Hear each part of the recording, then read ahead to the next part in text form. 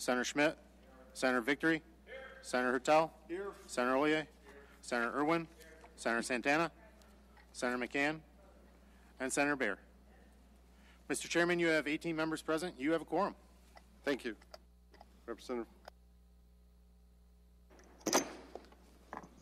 The House Appropriations Committee will come to order. Mr. Clerk, please take the roll. Chair Hernandez. Here. Representatives Miller. Here. Inman. Here. Albert. Here. Aller. Here. Brand. Van Single. Here. Whiteford. Here. Yarrick. Here. Bolin. Here. Glenn. Here. Green. Present. Huizinga. Here. Leitner. Here. Maddock. Here. Slaw. Present. Van Workum. Here. Hoadley. Howdy. Love. Present. Pagan. Here. Hammoud. Here. Peterson. Present. Sabo. Here. Anthony. Here. Brixey. Here. Cherry. Here. Hood. Present. Kennedy. Here. Tate. Here. Mr. Chair, quorum of the committee is present. Seeing all senators are present, there's no need for excused absences. Representative. Seeing no House members absent, there is no need for excuse. And Kyle Jen, who is the Deputy Director. I want to start by thanking the chairs, Chairman Stamas and Chairman Hernandez, as well as the vice chairs, Hertel and Hoadley. Appreciate the work that you do, and to everyone on this committee. I want to thank you for your service. This is an incredibly important committee.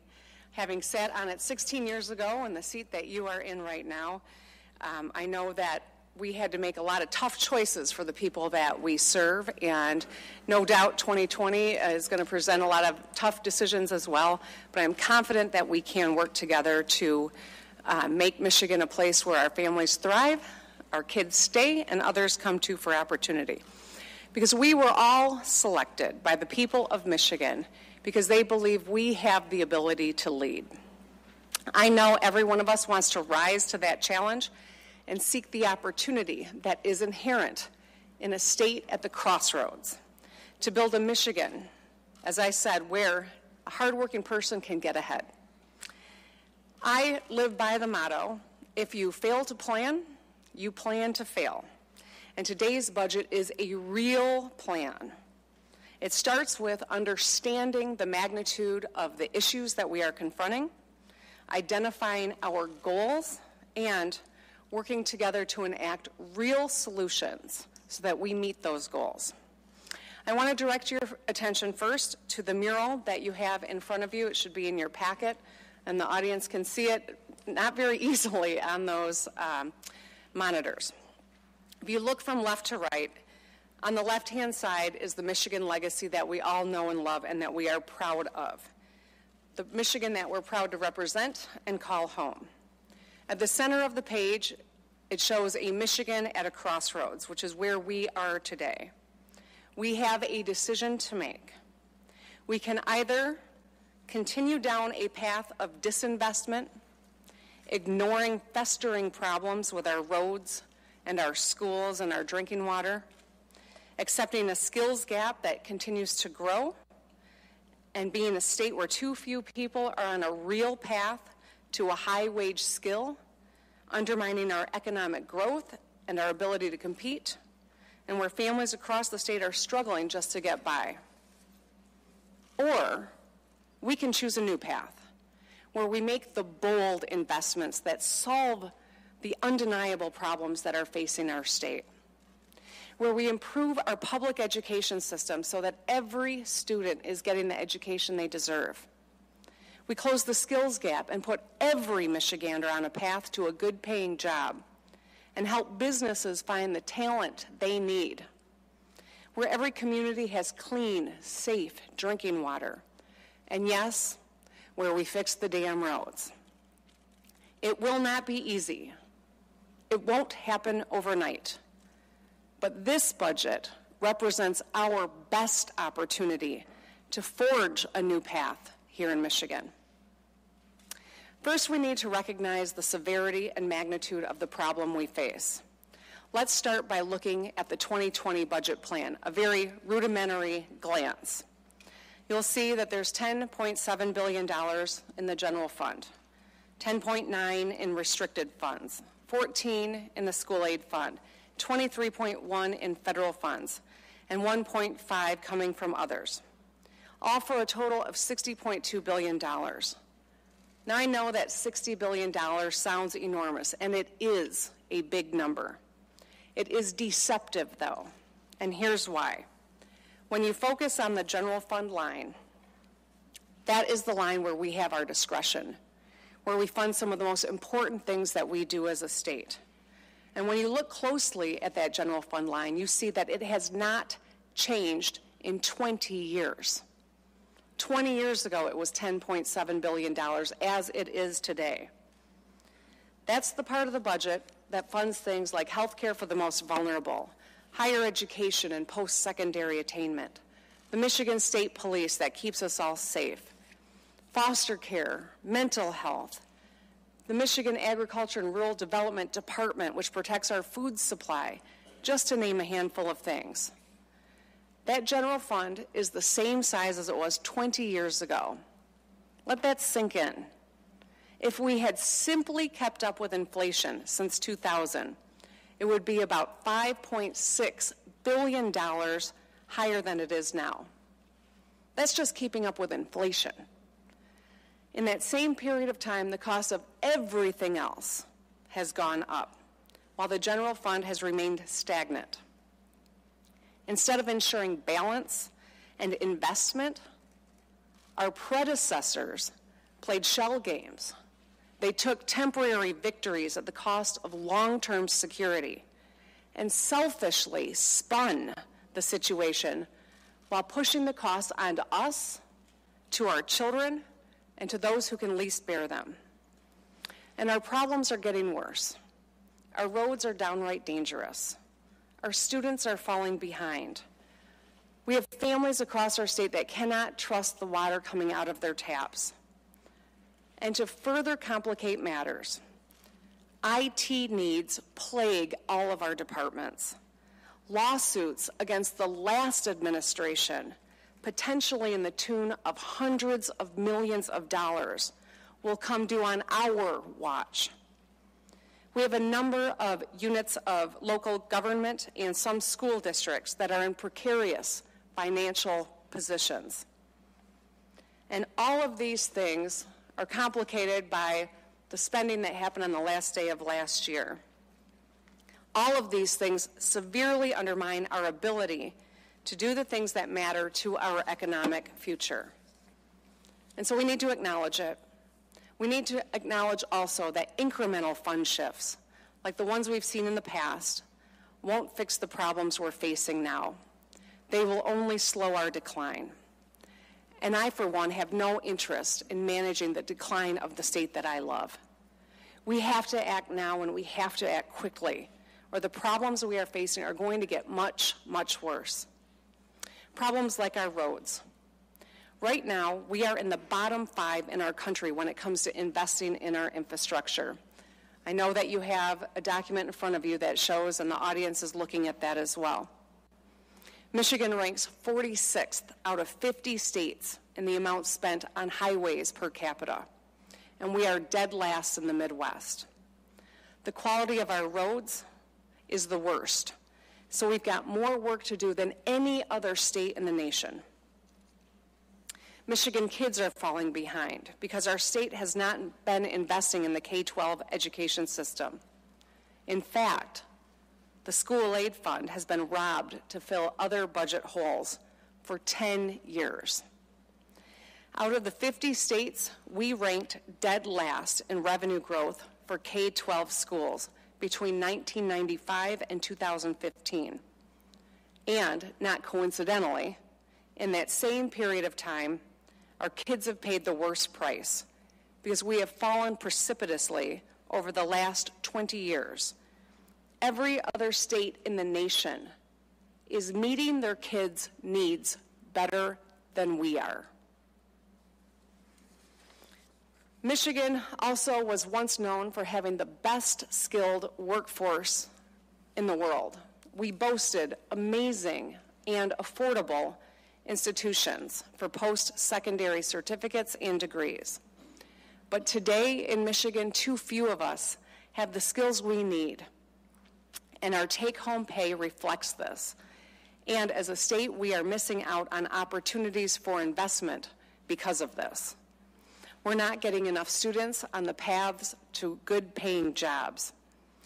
There is dignity and prosperity in many lines of work, but we've failed to ensure that every hardworking Michigander has a real path. The vast majority of today's jobs require some form of post-secondary degree or certificate. But as of 2016, only 44% of our adult population has completed that. So we are a state at the crossroads. We have a decision to make when it comes to this budget. If we choose to continue down the path that we're on, our roads are going to get much worse, and it's going to cost more to fix them. I know that might be hard to believe, but I want you to look at the slide in your document that I believe is the 9th slide in there. The industry standard when it comes to roads is 90% should be at good or fair condition. Today, our roads are at 78%. And I know that's hard to believe because it feels like they're even worse than that. There is no such thing as status quo when you're talking about roads that are deteriorating. Doing nothing doesn't mean you stay at 78%. It means we continue to decline. In just 2 years, if we do nothing today, other than what's been done in the past, we decline to 65%. That's a 13-point drop in the next 2 years. The year after that, it's another 5 points. In just 3 years, it'll be 60% of our roads from 78% today. The simple truth is, if we want to fix the damn roads, we must invest in our infrastructure. The goal is 90% of our roads at good to fair, which means a spend level of $2.5 billion additional, with 1.5 of those going to state roads. The next slide has a lot of headlines, and I know you've seen them. Right now, our roads are deteriorating in front of us. You drive over the state line into Michigan, or get off the tarmac at any airport when you come into Michigan, or just drive for 5 minutes out there, you know it. We all know someone who's been sidelined by a busted rim, or a broken windshield, or a flat tire. We've all shelled out hundreds of dollars to fix our cars when we should be fixing the roads. This is a road tax we are paying. Every one of us is paying a road tax in the form of higher auto repairs, new tires, or collisions. Our roads are costing the average motorist an extra $562 a year. And if you're in metropolitan Detroit, it's $865 a year. And this doesn't even factor in lost time or productivity. And this is the worst kind of road tax you can pay, because it doesn't actually fix the roads. Crumbling infrastructure impacts every single one of us. Not one of us is immune. And if you look at the next slide, you'll see a picture of where the road problems are in Michigan. They are in every district in every part of our state. Last year, the American Society of Civil Engineers gave Michigan infrastructure an overall grade of D+. That was the highest grade we got. Our roads were even worse, at D-, with just 18% in good condition. Another recent study concluded what we know: Michigan has the worst roads in the country. And the scariest part of that is if we don't act now, it will get worse. Over the next decade, the share of Michigan highways and trunk lines in poor condition will more than double, worsening the severity of the danger and costing drivers in our state even more. We're also facing another crisis here in Michigan. Our kids are falling behind. Michigan schools rank in the bottom 10 nationally in test scores.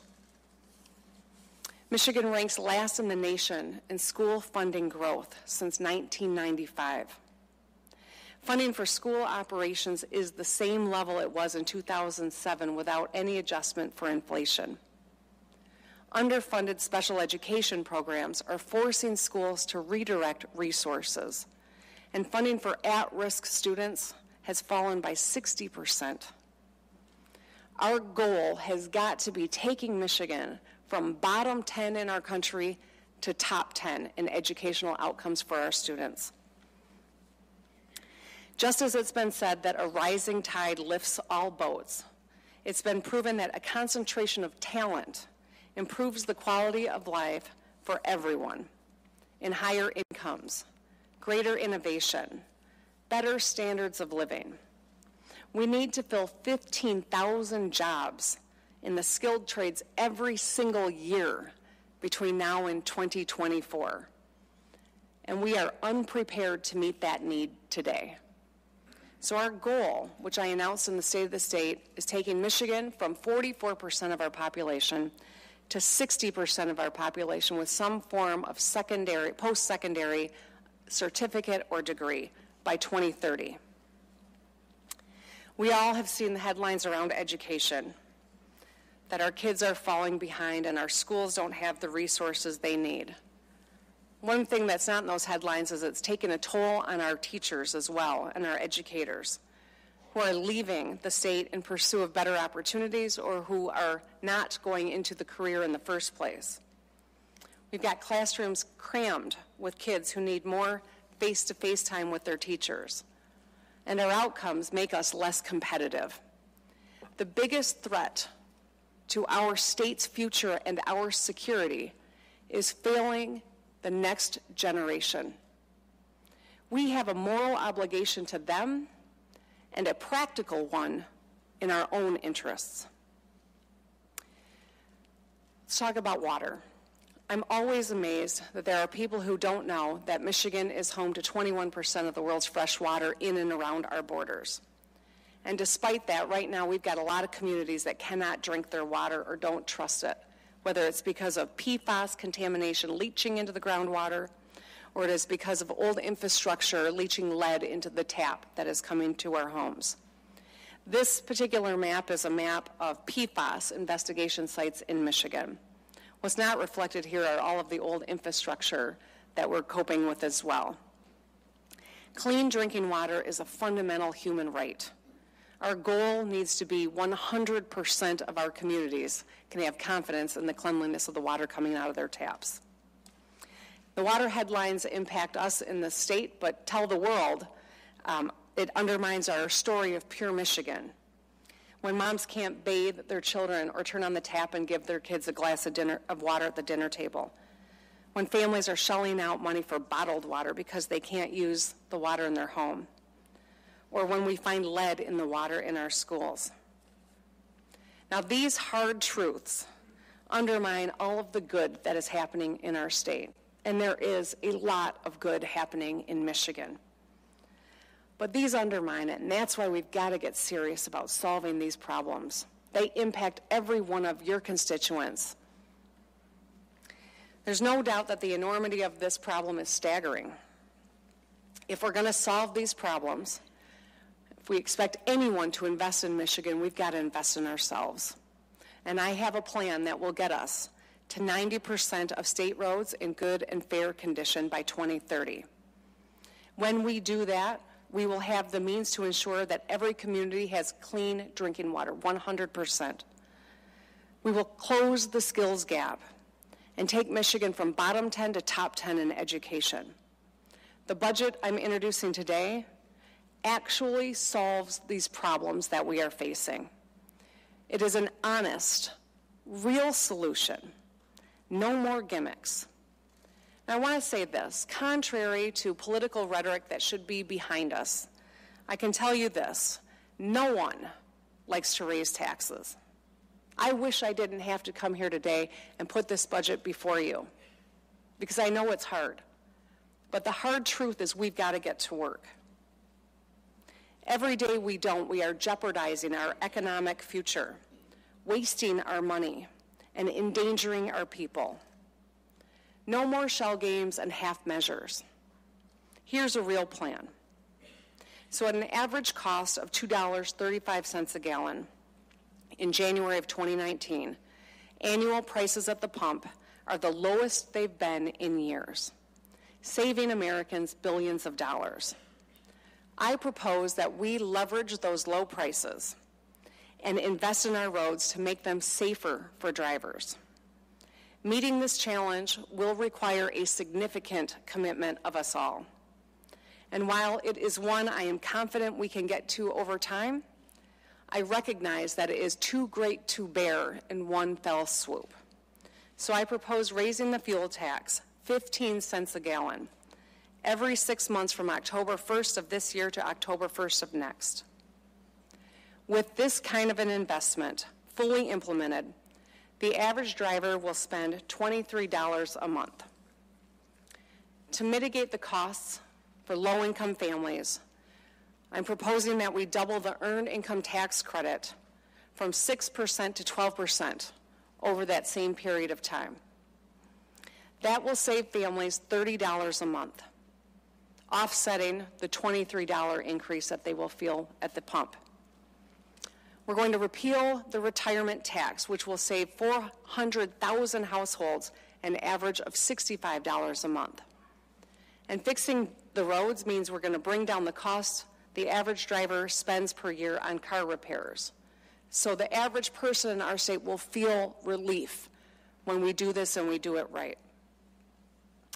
While Michigan roads and bridges stand out for being the worst in the nation, Michigan is not unique or the first state to propose raising taxes to meet the burden.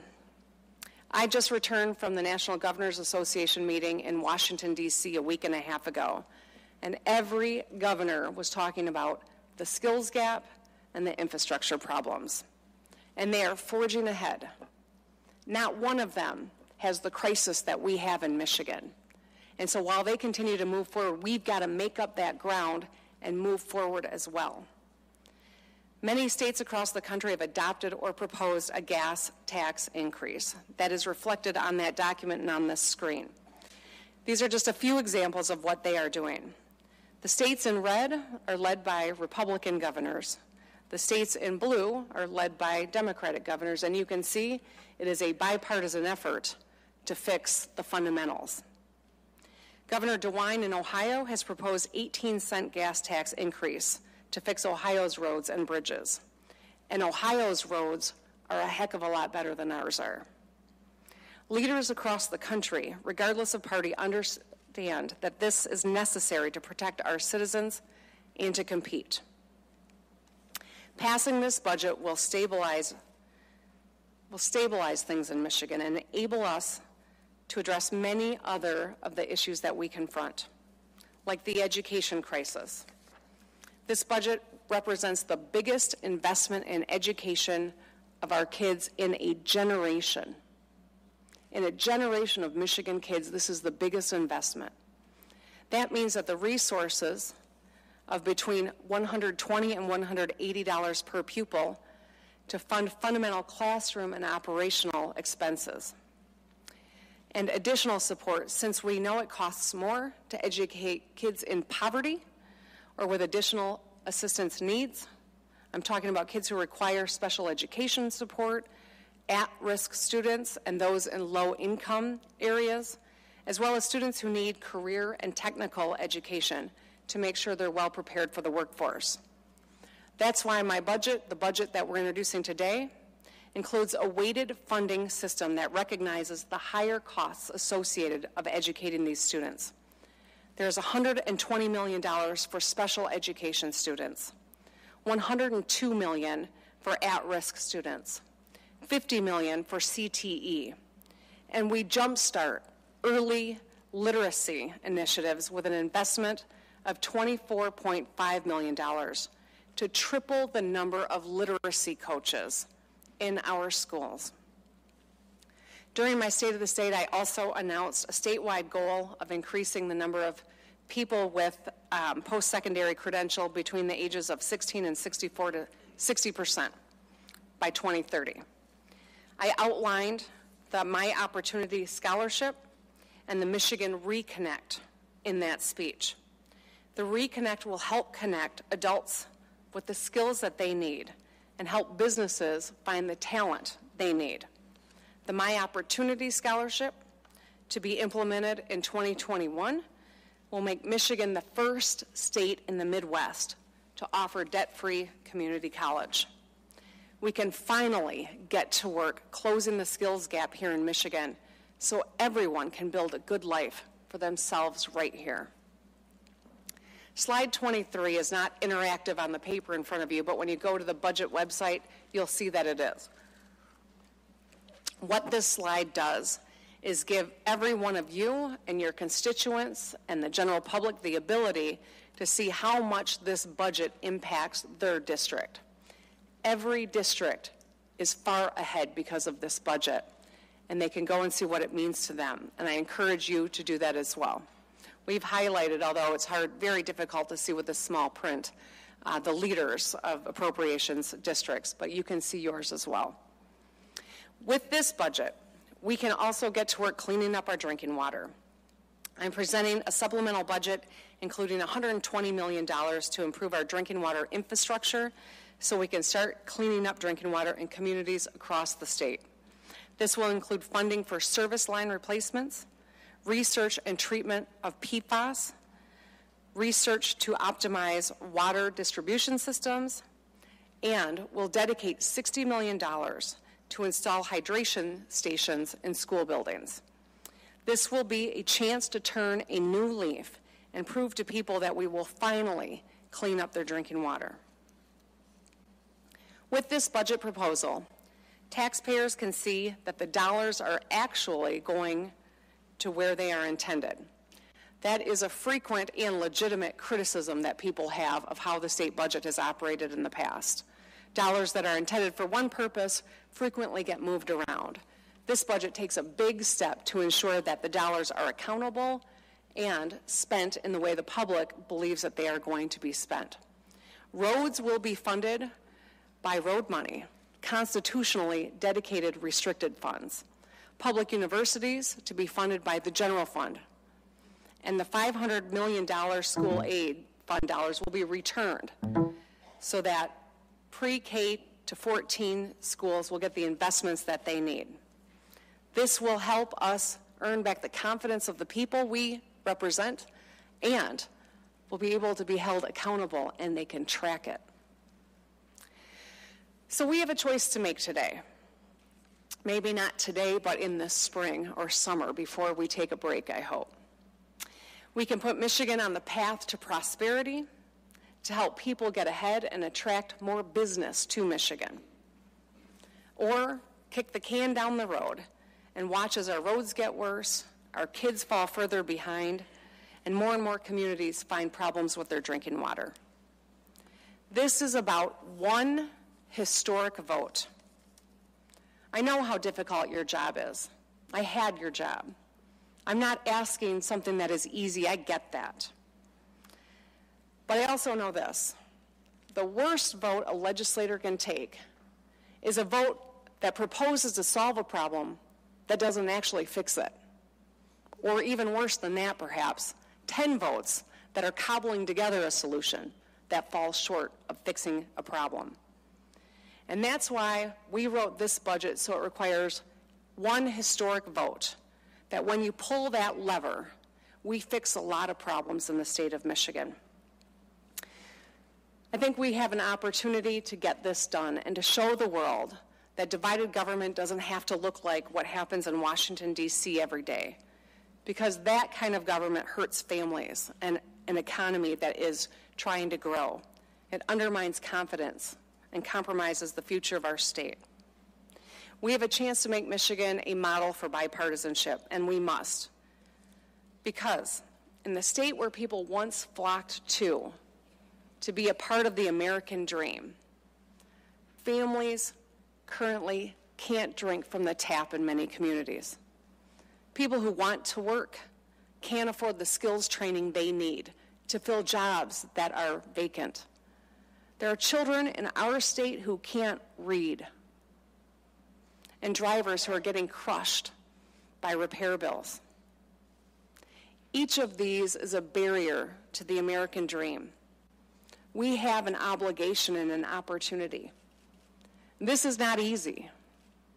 If it was, our predecessors would have done this, and they would have done it right. but they did not. And so it is up to us.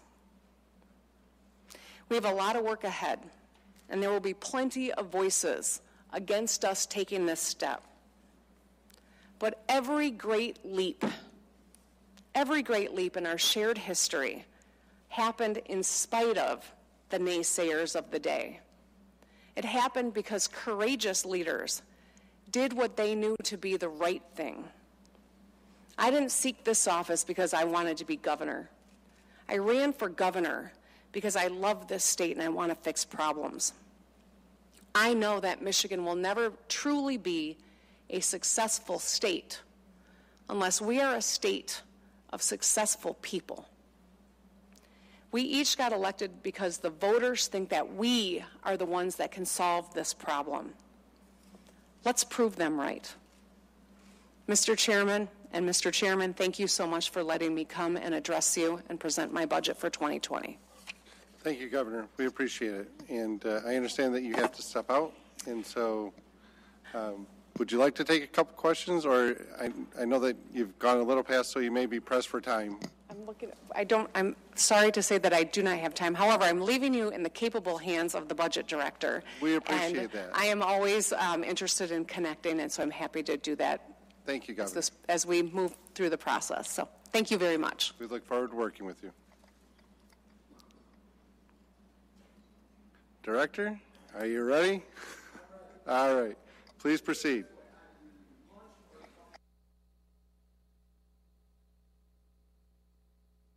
It's your...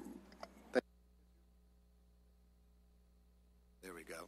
See, I'm not used to being on this side of the table. I want to thank you, both of the chairs, the minority vice chairs, the vice chairs of the appropriations, distinguished members of both the Senate and House Appropriations. It was just around 20 years ago that the governor and I were both elected to the legislature, and we would serve together on the House Appropriations Committee. So it's a real honor to be before you and understand the task you have in front of you. If you'll give me just a moment, I'd like to recognize that we have members of the governor's cabinet with us. And then just as importantly to me is I have members of my team at the state budget office with us as well today. And I want to recognize them because without their work, this budget presentation, this budget would not be before you. When there were snowstorms stopping people from getting to work, they were here.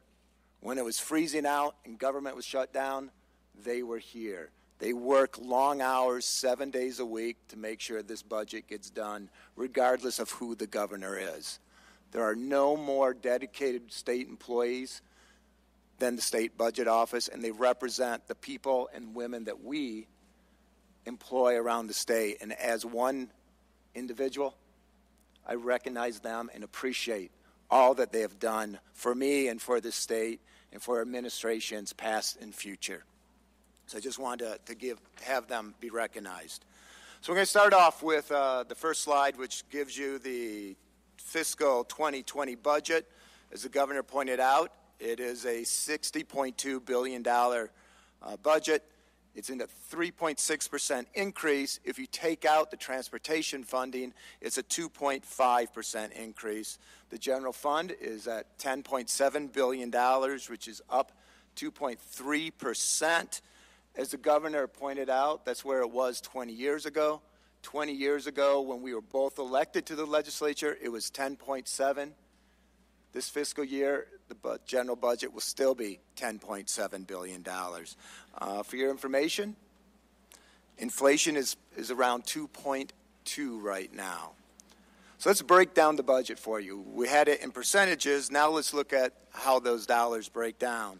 Total budget is $60.2 billion. If you look at the federal funds, that's $23.1 billion.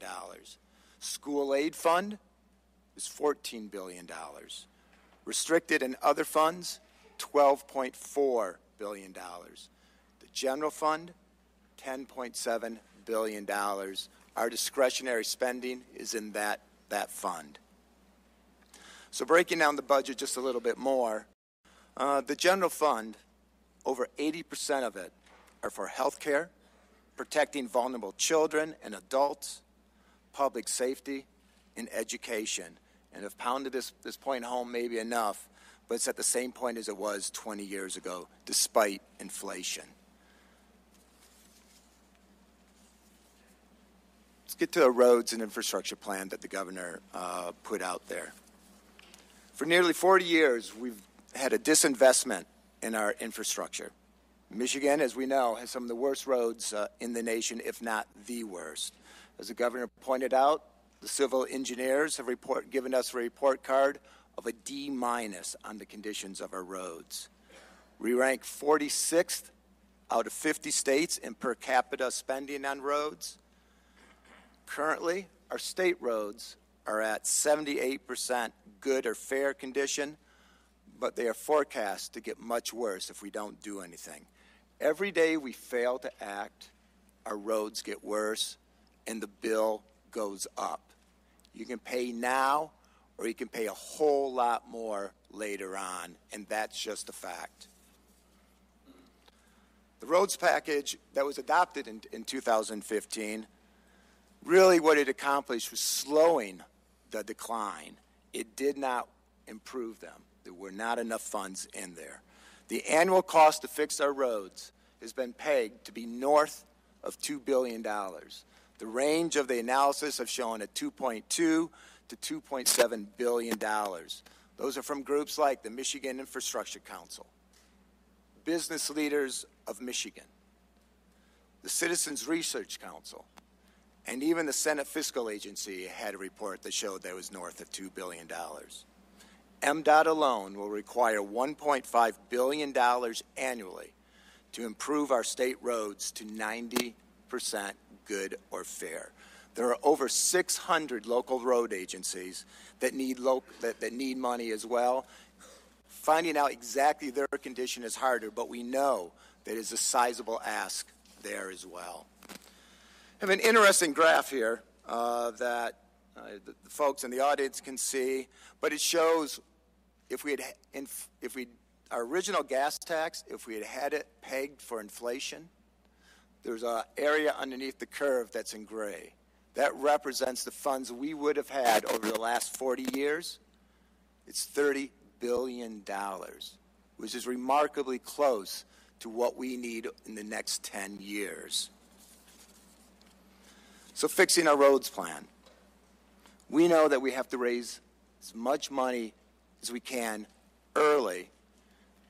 It has to be a lot, and it has to come in fast, because otherwise your roads deteriorate, and the more roads that go into poor condition, the more expensive it gets.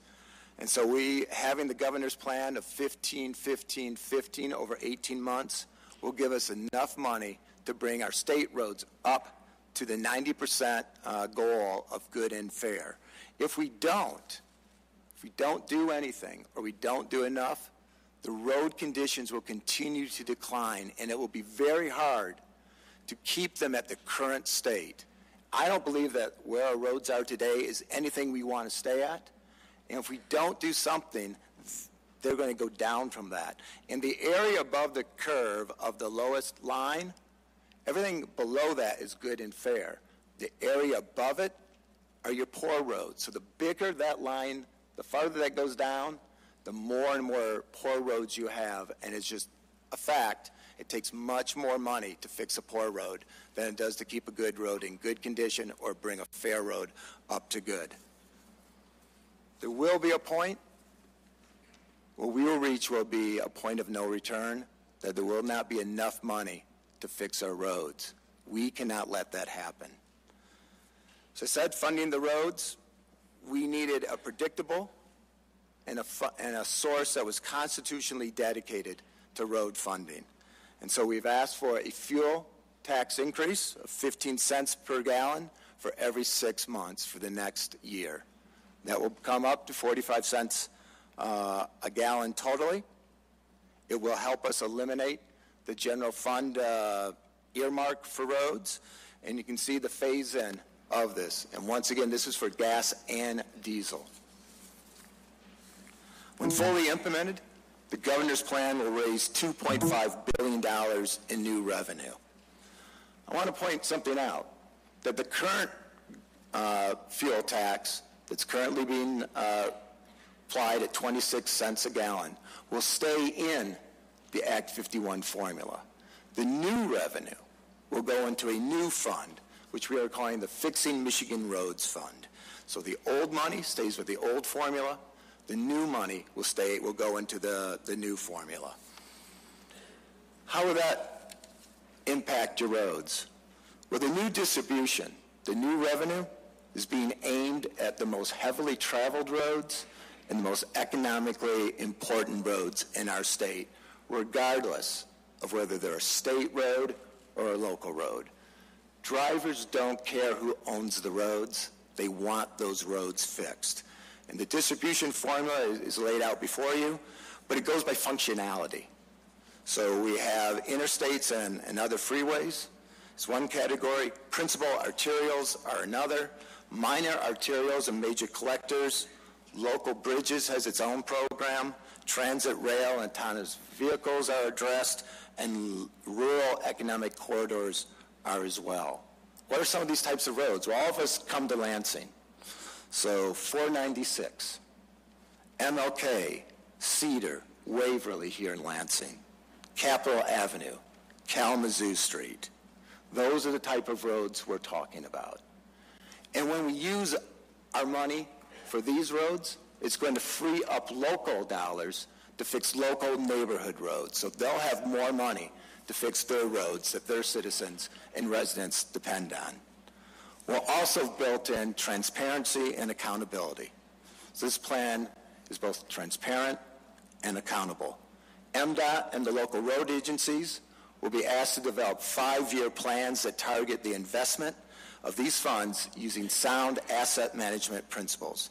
The public will be able to find out which roads are being fixed and track the progress of each project based on an accessible website. We also know that we can't just say we're going to do something.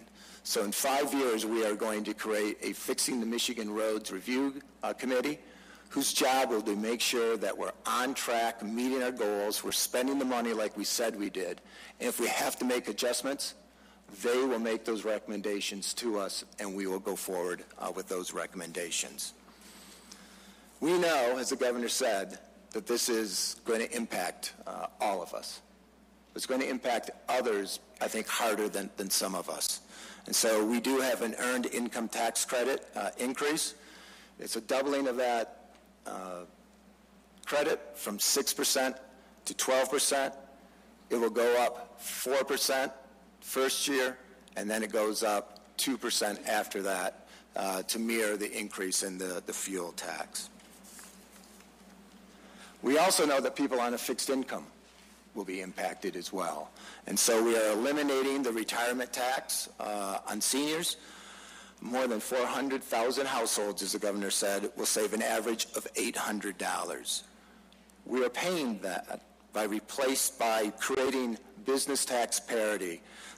There is currently a discrepancy between traditional corporations and business tax through entities. So we are going to have you'll have individual income tax, you'll have some who will pay a corporate income tax, and then you have business pass-through income tax. Those corporate income taxes will both be the same at 6%. For those folks now having to do the business pass-through income tax, there's going to be a $50,000 deduction to help smaller businesses, and those taxes are deductible off your federal income tax as well. So what are the other options that we have out there to raise $2.5 billion? There's really only about 6 funds that are available. And so we provided you what you'd have to do utilizing other means to raise this money. On the individual income tax, you'd have to go from the current 4.25% up to 5.3%. Your corporate income tax, you'd have to go from 6% to 19.5%. Your sales and use tax would go from 6% to 7.5%. Maybe you want to do a new statewide property tax. It would have to be 7 mills. The other fund we have is the vehicle registration fees. Well, to get from where we are today, we'd have to go up 180% on vehicle registration. The governor did mention that we're going to have a drinking water infrastructure proposal for you. It's $120 million. What will it be spent on? We're proposing to provide to locals $37.5 million to help them comply with the lead and copper rule that we revised just last year. Another $30 million would go to addressing PFAS and emerging contaminants, the treatment and cleanup. As you may know, 1.9 million residents in the state of Michigan have some level of PFAS in their drinking water. There's another part of the plan is to have $40 million for the Drinking Water Revolving Fund. It's a loan forgiveness plan. We know that there's a ton of need out there, but because of the requirement that locals have to pay everything back, we're not seeing the response. This is an incentive for them to come forward with their plans, and we'll cover the 30% of that proposal. We also have money in for planning and asset management, so watershed planning, integrated asset management, affordable rate design, and evaluation of best practices out there, and another component for research and innovation. The drinking water industry has an aversion to innovation for a very good reason. You don't want to screw around with your drinking water. But we recognize that things have to improve, and so we want to have a component that really looks at research and infusing innovation in a way. So we want to partner with our research universities, with organizations like the Water Resource Foundation, where we can bring in $1 and they'll match us with $2, $3, $4 alone. And so we'll be able to build up and provide research and innovation in this area. There's another $1.9 million for drinking water compliance. And then, as the governor mentioned, there's a school hydration station funding for $60 million. And this will allow us to install drinking fountain hydration stations in our schools, so every kid will have an opportunity to have safe, clean drinking water without the cost of having to replumb all of our older schools. And education. We're proposing the largest increase for school operations in a generation of students. It's a 3.6% increase over last year's spending.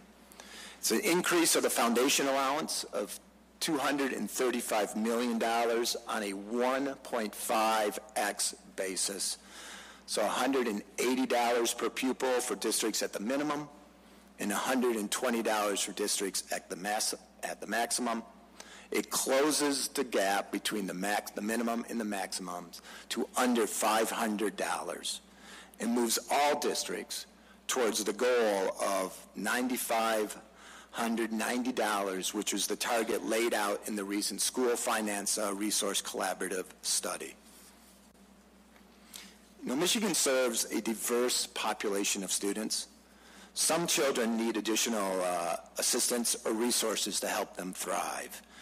And so based on the recommendations in that School Finance Research report, this budget includes a weighted funding system that recognizes the higher cost of educating these students. Special education, kids often need assistance for academic support to one-on-one specialist. I know how important this is. I was a special education kid. I had speech therapy. I was lucky that my district was able to provide that. Otherwise, I wouldn't be here today. I may not have gone to college. I definitely wouldn't have been a state representative, and I probably would not here, as I said, be before you today. I know on a personal level that these types of supports matter. They matter to kids' success, their potential. And whether it's special education, whether it's at risk, or career technical training, these are important so that all kids have a chance for success in their lives. As we said, the special education reimbursement is $120 million. The at-risk is $102 million, and the career and technical training is $50 million. And you can see on the graph how that adds up for the increases, both the increase and the total amount we're proposing. We have a goal to triple the number of state-funded literacy coaches in our schools, and so we have an increase from $30.9 million to $55.4 million to do that. And we're expanding access to the Great Start Readiness Program, increasing from $245 million to $329 million so that we can have more kids be eligible to go to preschool and that we can give those providers more money for those kids. Higher education. We are proposing a 3% increase for higher education for our public universities, a 3% increase for our community colleges, with a tuition restraint of 3.2%, which is 1% plus inflation. We are proposing the creation of a Michigan Reconnect program. As we said, this will provide opportunity for adults who are past high school who want to seek additional training, getting a certificate, or getting an associate's degree in specialized careers. They will receive tuition-free training for their certificate, and it's funded from the Talent Investment Fund. $110 million will be available to fund the first 2 years of the program, and we'll roll out next year the Michigan Opportunity Initiative. University funding will go back to 100% general fund, returning $500 million to the school aid and to our K-12 programs. Our health and safety and local government proposals, we're proposing an increase in the purchasing power of residents receiving food assistance by investing another $4 million into the Double Up Food Bucks program. This will allow us to go statewide. It's a win for families, it's a win for agriculture, and it's a win for our local stores who will have these products available. We will protect our most vulnerable children and keep them together with their parents when possible by investing in foster care and child welfare. We will do enhanced monitoring and response to environmental and public health hazards. We are proposing another 50-person, 50-recruit state police trooper school, and we are proposing enhancement of our secure communication network, which is utilized by our state's first responders at both the state and local level. Local governments, revenue sharing. We're proposing a constitutional payment increase of 3.2%, which is $27.5 million, and an increase in the statutory payment to cities, villages, and townships and counties by 3%. The total increase is $41.8 million. It's important to us to be fiscally balanced as well. Michigan has a constitutional revenue limit, which was created in 1978, setting a cap on the total level of revenue collected from all state taxes and fees as a percentage of a total personal income in the state. We hit that level in the year 2000. We were right there. Even with all the tax changes we have proposed in this budget, we are $10 billion underneath that level. You can basically fit a whole nother general fund into this and not hit that level. Long-term balance. This budget is structurally balanced. We are using ongoing revenue to pay for ongoing cost. We have utilized $100 million in reductions and reprioritized those funds to meet critical needs. And we are using one-time revenue to make fiscally responsible deposits into the Michigan's Rainy Day Fund, into our school employees' retirement reserve fund, and a $15 million deposit into the Flint Reserve Fund as well. We are returning funding to its intended purposes. Roads funding we will use constitutionally protected and dedicated funds. Public universities will be funded 100% from general fund, and $500 million of school aid will be returned to our K-12 students. When enacted, this budget will be able to complete a lot of things. We created a checklist so that when this budget is enacted, we can say, fix the roads, check. Protect our waters, check. Improve our schools, check. Eliminate the retirement tax, check. Provide budget stability, check. We have set this budget in front of you to accomplish these goals, and we look forward to working with you as this process moves forward. Thank you, Mr. Chair. You also, just one other thing I do want to, you did find a bunch of these huge tubes behind you. Inside those tubes are maps that will show all the roads in your districts that are eligible under the Fixing Our Michigan Roads plan. Thank you, Director. We appreciate it. We're going to open it up for questions at this time, and the chair will recognize Senator Bumstead for the first question. Thank you, Chairman Stamas. Director Kolb, thank you for coming in today. Appreciate what you had to say on budget. But one question regarding rural roads. You know, I represented, both when I was in the House and the Senate, pretty rural areas, and everybody up our way really likes the money running through Act 51. The new committee, there's kind of two questions here that I'm asking. Who's going to appoint this new commission, and will they be from all, the people that are elected, will they be from all around the state, different corners of Michigan? Maybe get to your first point in a minute. The commission would be appointed by the governor, but is experts in transportation funding. And that's what we want, is to bring in real experts.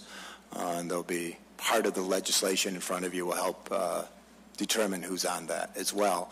But I do want to point out, and we were talking about the funding, that the current 26 cents will still go through the Act 51 formula, so locals will get the money through that, and then the additional money will go to fund these new priorities. But there is a component for rural economic corridors that we know that there are roads in rural Michigan that are extremely important to those communities, and we want them to be part of this program as well.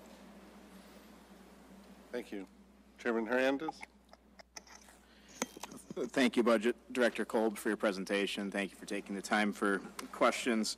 Another question regarding roads. Surprise, I think we all knew there'd be plenty of those. I've had about a day to start digesting this, and I could be off on some of these numbers, but I think what I'm seeing is an increase that creates $2.5 billion in revenue. But if I'm understanding this correctly, we're also talking about taking $600 million of revenue that was dedicated towards roads in a 2015 vote and pulling that back.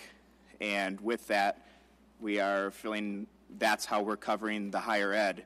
We also have an earned income tax credit that is put toward helping ease the pain of this 45-cent gas tax increase, starting to bring back memories to me of Proposal 1 of 2015. And can you explain how this proposal is different from when we had a $2 billion tax increase on the table that only a percentage of it actually went to roads?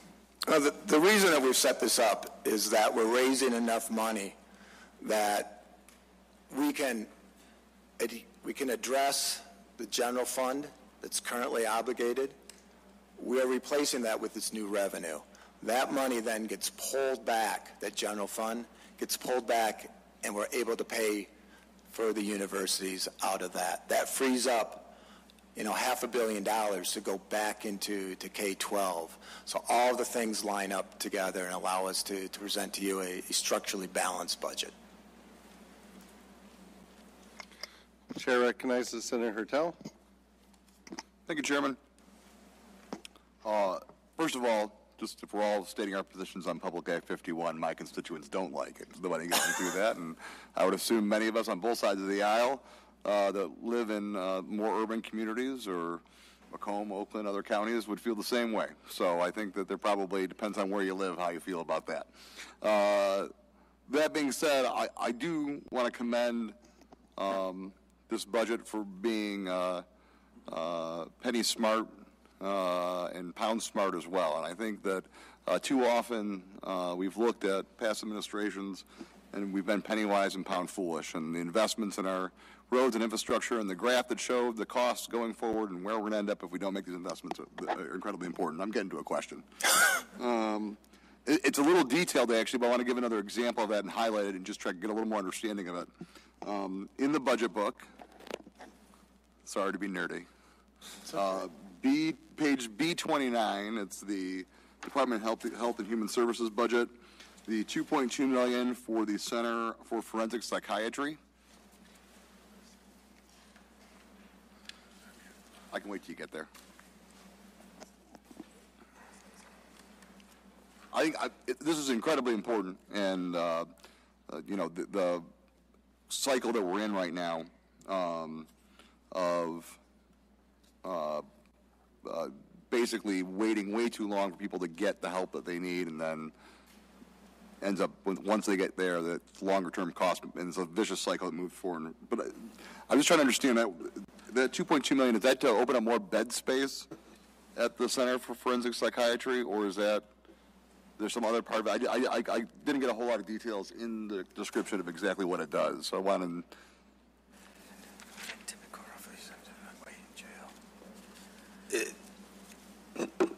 It's basically, as I understand it, it is to increase the time or decrease the time that they get evaluated to see whether they're ready to stand, if they're competent to stand trial or not. Too often, because we don't have enough folks to do the evaluation, people are stuck in jail for way too long before they have their it's evaluation. increasing FTEs there.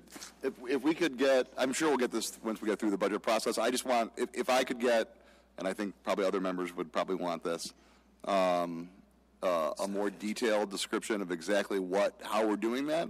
I think it's incredibly important, and it's something that we've been working on for a long time, and I commend that it's in the budget process. There's a whole wing there that could be reopened that I think would actually be quite helpful, and I'm not sure if that covers all the costs of that or if we're just looking at certain aspects of it. So if we can get more details on exactly what that looks like, I would appreciate it. I will let you know that in your packet, there are briefing papers on each of the components. In there, you will find one on the Department of Health and Human Services Center for Forensic Psychiatry. And on the back page, it tells you what that money is going to. 7 forensic psychologists to conduct the evaluations. There's data director and other staff.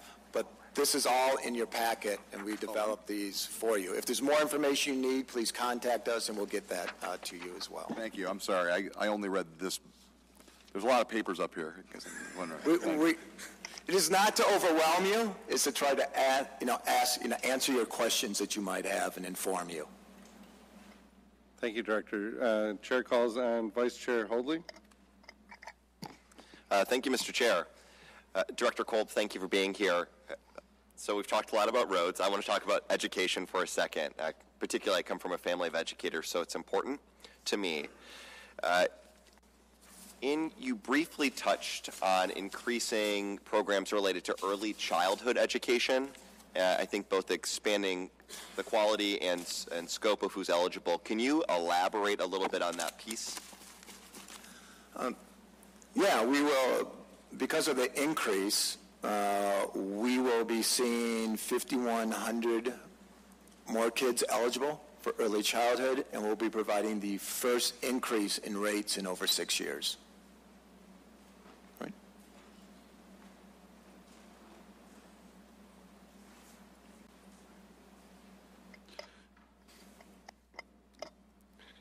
Chair recognizes Senator Barrett. Thank you, Mr. Chair, and thanks for your presentation. I'm curious if you could go into a little bit more detail for me on how this new business tax structure would operate, what it would look like, and what a typical business owner in my district might expect their position to change with these proposals that you're setting forward today. Sure. Up to, I do believe, 2011, we treated corporations the same. with the change in 2011, we started to treat certain corporations differently. So your partnerships, your LLCs, and your S corporations were allowed to have their income passed through to their personal income tax. So instead of paying a 6% rate on the business income tax, they're allowed to pay a 4.25%, creating a unequal playing field between corporations. So this would apply a 6% tax onto those pass-through incomes. But like I said, we know that will impact businesses.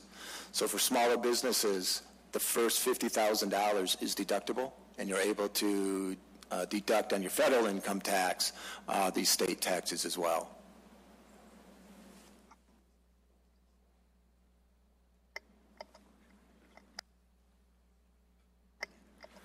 Chair recognizes Representative Maddock. Thank you, Chairman. Thank you, Director Kolb.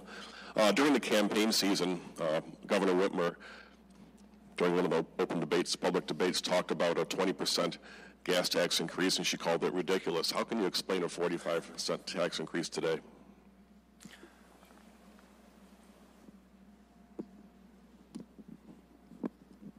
What we want to do is propose a solution that actually fixes the roads. I've looked at multiple ways of doing this. Too many of them fall short. In fact, don't allow us to see improvement over time. If we're going to ask the residents of this state to pay more, they should be able to get success. This plan will allow us in 10 years to make sure that all state roads, 90% of them, will be at good or fair. We understand it's a big jump. It's a hurdle. That's why we're phasing it in 15 cents, 15 cents, and 15 cents. But there's no reason that we should ask for a lot of money and not be able to show results. And when we ran different scenarios with less money, we didn't stop the deterioration of a transportation system. We need to do this now. If we don't do it today, and we try tomorrow, it'll be even more, and there will become a day when we cannot afford to fix our transportation system. That's not a Michigan I want to live in, and I don't think it's a Michigan that you want to live in. I understand, and the governor understands, the enormity of what we're asking. But we want to provide a solution. And if you don't like this solution, then you can bring another one to us. But we need $2.5 billion, and there's only so many ways to raise that. And if you don't get the money in early, I can tell you, the deterioration just drags the entire curve down, and we can't even keep up to where we are, and we will go at 78, 75, 65, 60, 50% good and fair. That's just not acceptable. So we went to the governor and said, this is what we believe will get the job done. It's what MDOT believes will get the job done. I'm hoping that you will agree. And if you have a different plan, I think we'll look at it. But you're going to find, like I found, it's a very sobering moment, that it's going to cost us to catch up for 40 years of disinvestment. Thank you. Chair recognizes Senator Nesbitt. I'm not the only one that had to remember to do that. I'm glad.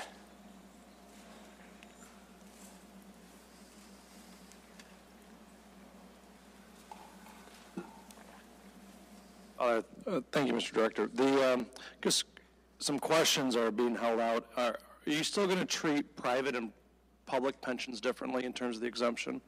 This is on the pension. This is on the public pensions, correct? If you're going back to pre-2011, This they reverses would treat everything, it differently? So you'd go back to treating public pensions to be exempt completely and private pensions only having a certain exemption? Yes. Okay, so there'd be still a disparity there. And then number two, you would still create for seniors that are retired or seniors that are still working, their income would be taxed, but if they happen to have a pension, they wouldn't be taxed? We basically keep the current deduction, so they're fine. Permanently for new people going in the system in 67? Go ahead. Well, at a high level, we're reversing the changes made in 2011, but we're also keeping the deduction that was added for other forms of retirement act. So you're going to see that the foregone revenue is actually a little bit higher than what was raised in 2011 to kind of have that hold harmless provision. So those, if a public employee retires, former public employee from the 80s and 90s, making $120,000 a year in their pension, that'd be completely tax-free? Yes. Okay. All right. Chair recognizes Representative Love for a question. Thank you, Mr. Chair, and thank you, Director. One of the tragedies of term limits is that sometimes this history repeats itself, but I'm fortunate enough to be around to see it kind of repeat itself while I'm still serving. And my colleague brought up Proposal 1. And I remember when that came through 4 years ago, we needed to raise then about 41.9 cents on the gas tax. And so in this proposed tax of the increasing us to 45 cents, it's kind of in line with what was predicted 4 years ago and as we head into that direction. But I have a question about how you plan or you're proposing to distribute that increase in the fuel tax.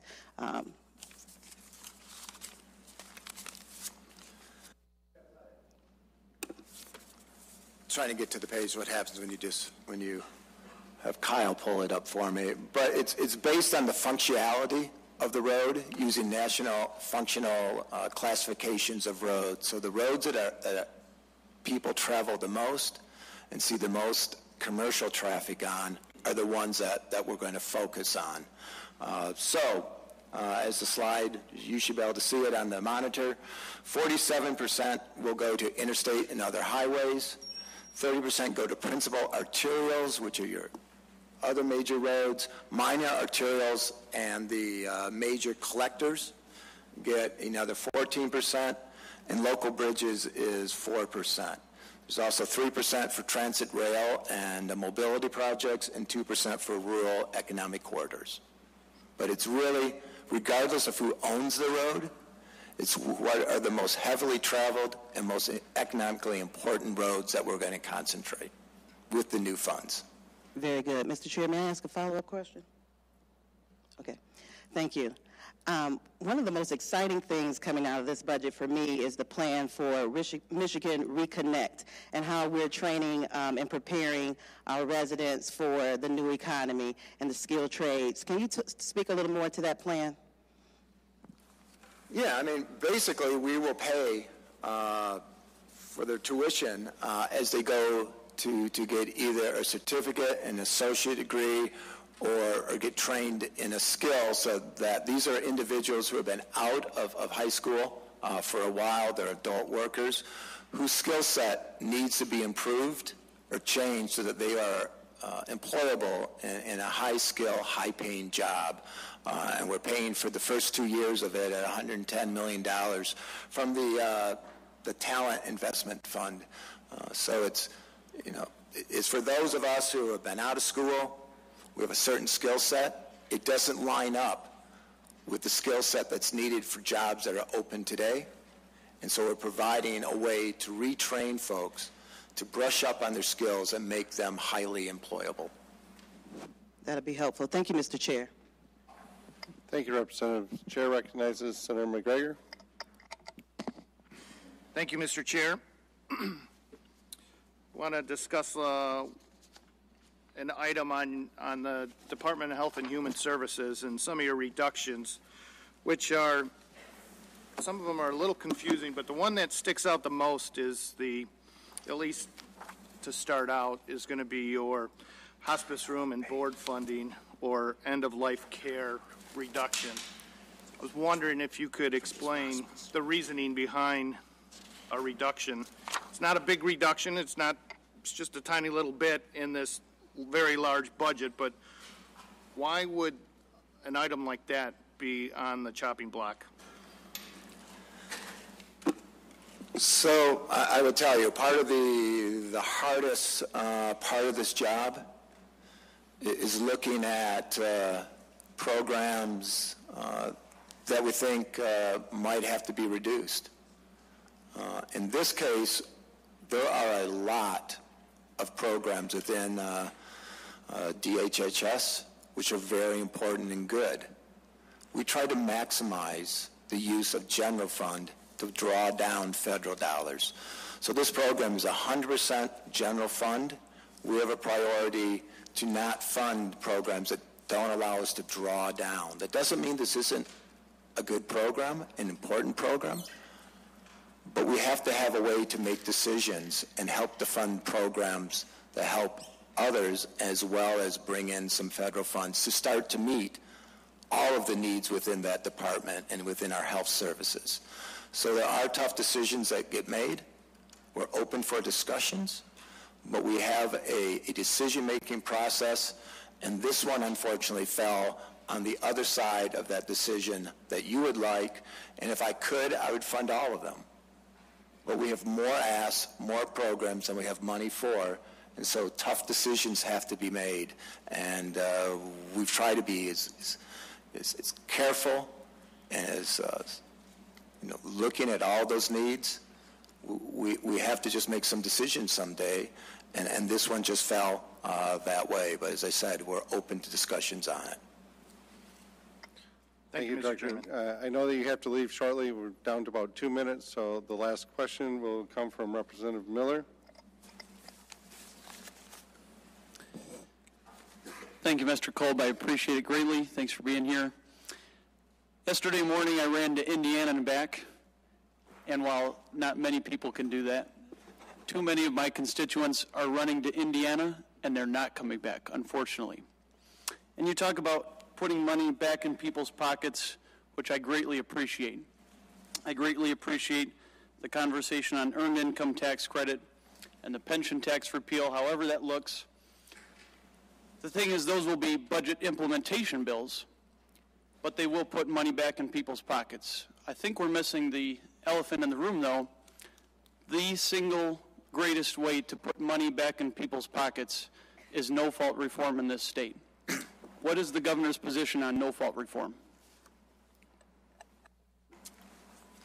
The short answer is that no fault's not in the budget, but I will tell you that there are conversations that have occurred and will be occurring to address the cost of auto insurance in the state of Michigan.